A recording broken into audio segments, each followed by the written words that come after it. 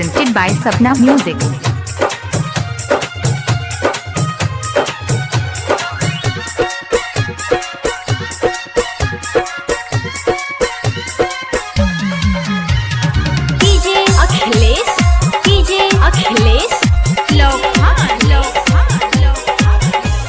Music by Nitesh Nirala. कैलू तू बेवफाई काहे कैलू तू बेवफाई काहे कैलू बेवफाई दर दर भटक रहल बा सोची सोची बतिया के सुने सोची सोची बतिया के पागल हो गइल बा सोची सोची बतिया के पागल हो गइल बा कैलू तू बेवफाई। Presented by NK music. DJ Akhilesh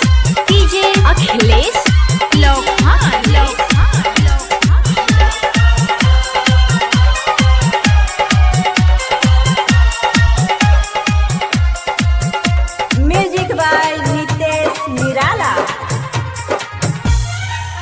माई बाप कहल बतिया हम नहीं के सुनत रहनी तू जब भी कहत रहलू हम तो से मिले गईनी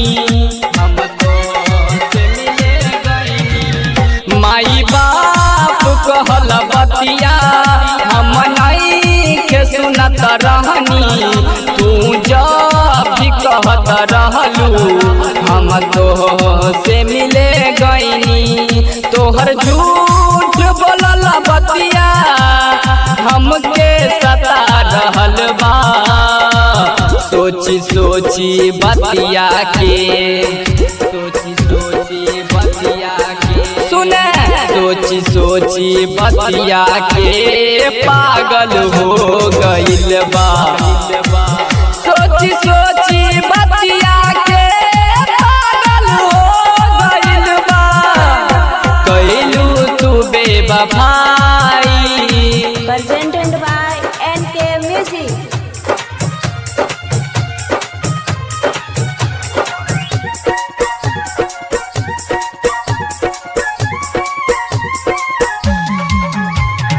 डीजे अखिलेश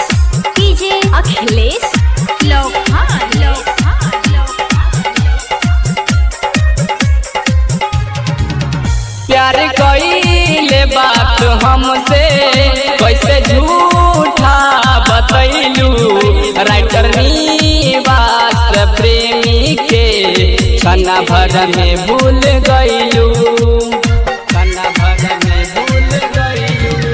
प्यार कइले बात हमसे कैसे झूठा बतैलू राइटर निवास प्रेमी के छना भर में भूल गइलू आबे लाई कन्हैया सबके सुना रहल बा कहे जेपी राजा तोहके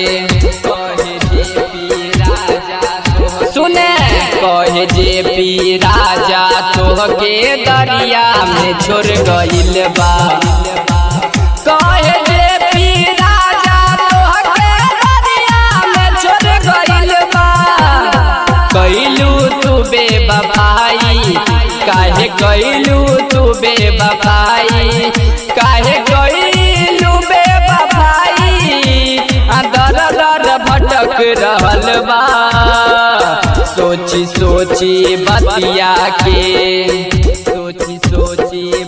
सुने सोची सोची बतिया के